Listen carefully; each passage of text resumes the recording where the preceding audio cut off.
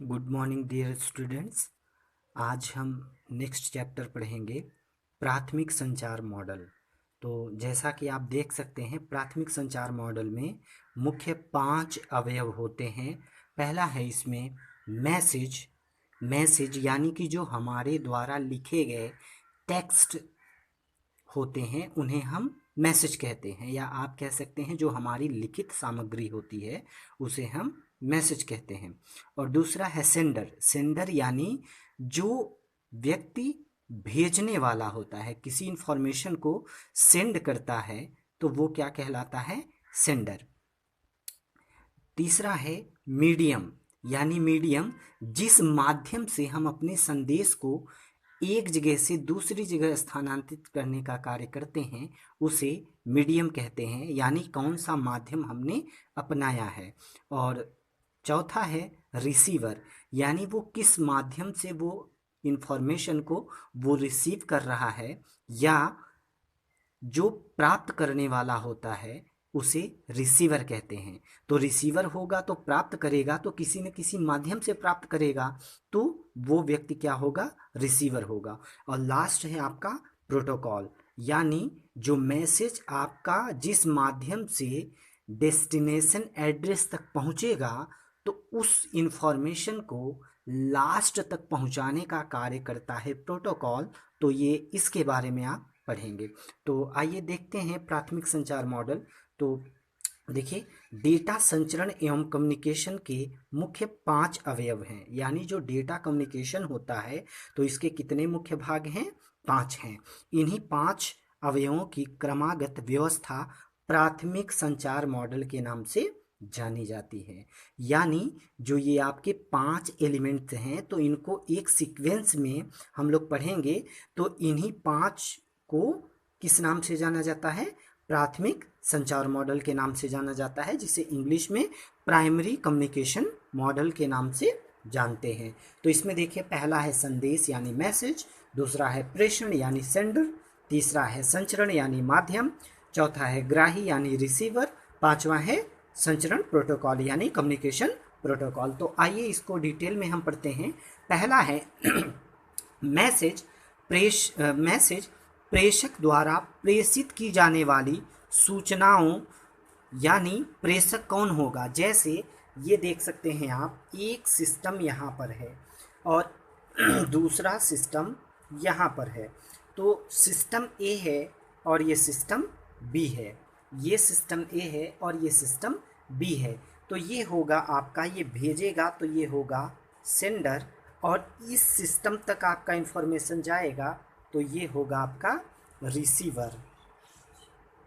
Receiver यानी कि प्राप्तकर्ता, और ये आपका प्रेषक होगा।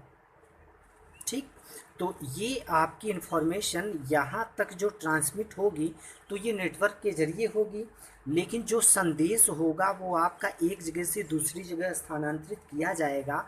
तो इसमें कौन कौन से माध्यमों का प्रयोग किया जाता है उसके बारे में, और किस प्रकार से ये जाएगा इसके बारे में हम पढ़ रहे हैं। तो देखिए, जो आपका ये संदेश है इसमें आपका क्या क्या हो सकता है?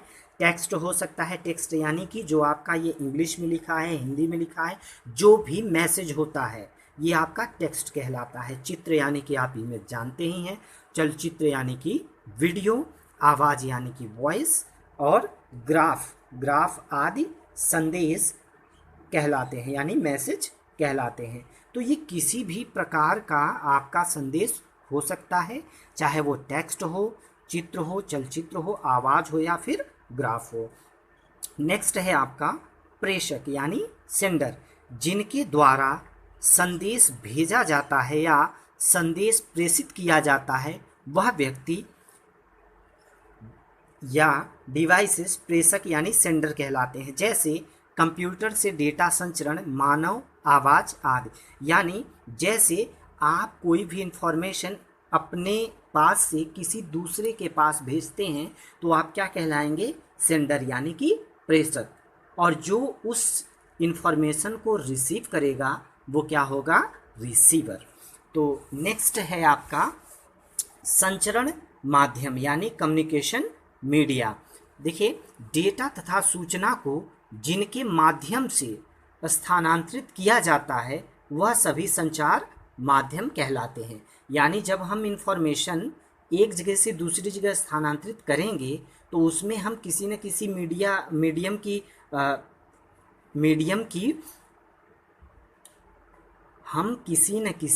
मीडियम की सहायता लेंगे, यानी हम किसी न किसी माध्यम का सहायता लेंगे तो वही क्या कहलाएगा, आपका संचार माध्यम कहलाएगा। जैसे आपका केबल है, केबल में आपकी 3 केबल होते हैं, twisted pair cable, fibre optic cable, coaxial cable.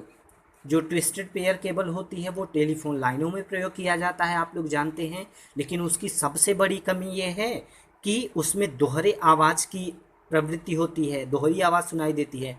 और कोएक्सियल केबल जो होती है, आप लोग देखे होंगे, आपके घर में टीवी में लगा होगा, डिश में।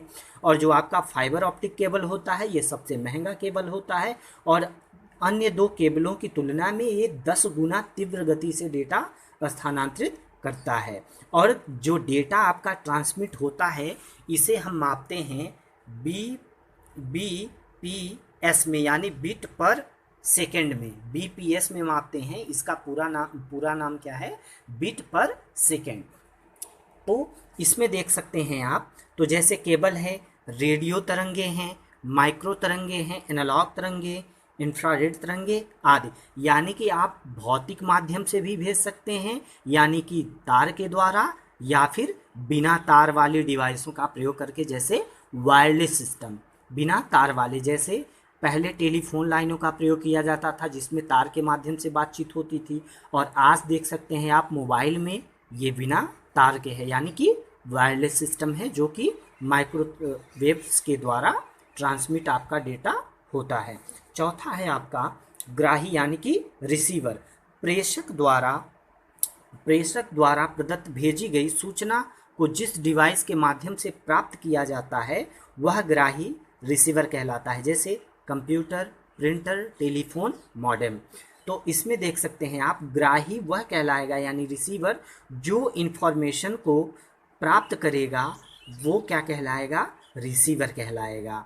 इसमें आपका कंप्यूटर भी हो सकता है, टेलीफोन भी हो सकता है, मॉडेम भी हो सकता है, यानी अन्य प्रकार की डिवाइसें भी हो सकती हैं। इसमें आपका लास्ट है संचरण प्रोटोकॉल। संचरण प्रोटोकॉल यानी कम्युनिकेशन प्रोटोकॉल। तो इसको आप लोग ध्यान से पढ़ेंगे। देखिए, डेटा एवं सूचना को एक स्थान से दूसरे स्थान तक स्थानांतरित करने के लिए ISO यानी इंटरनेशनल स्टैंडर्ड ऑर्गेनाइजेशन ने कुछ मानक स्थापित किए हैं जिन्हें प्रोटोकॉल के नाम से जाना जाता है। इन्हीं मानकों का अनुपालन करते हुए एक स्थान से दूसरे स्थान तक डेटा स्थानांतरित होता है। यानी आप ये कह सकते हैं कि इंटरनेट प्रोटोकॉल आपका ऐसा नियमावली है या ऐसा नियम होते हैं जो डेटा को एक जगह से दूसरी जगह स्थानांतरित करने का कार्य करते हैं, और उन्हीं नियम के द्वारा डेटा एक जगह से दूसरी जगह स्थानांतरित होता है। देखिए, प्रोटोकॉल का कार्य किसी डिवाइस या नेटवर्क से संबंधित स्थापित करना तथा कार्य पूर्ण हो जाने के उपरांत संबंध विच्छेद कराना भी होता है। डेटा संचरण की प्रक्रिया प्रोटोकॉल की देखरेख में ही संपन्न होती है। यानी आपका जो डेटा एक जगह से दूसरी जगह जाएगा तो ये किसके संरक्षण में होता है, ये प्रोटोकॉल के संरक्षण में होता है। इसको आप एक लाइन में कह सकते हैं, डेटा ट्रांसमिशन में नियमों के समूह को प्रोटोकॉल कहा जाता है। यानी जो आपका डेटा ट्रांसमिट होगा यानी भेजा जाएगा तो वो पर्टिकुलर नियमों का पालन करते हुए एक जगह से दूसरी जगह स्थानांतरित होता है, तो उसी को हम क्या कहते हैं, प्रोटोकॉल कहते हैं। तो यहाँ पर आपका प्राथमिक संचार मॉडल समाप्त होता है। तो अगर कोई भी इस चैप्टर से आपको डाउट है तो आप लोग ज़रूर कमेंट करें और ज़रूर क्वेश्चन करें। Thank you.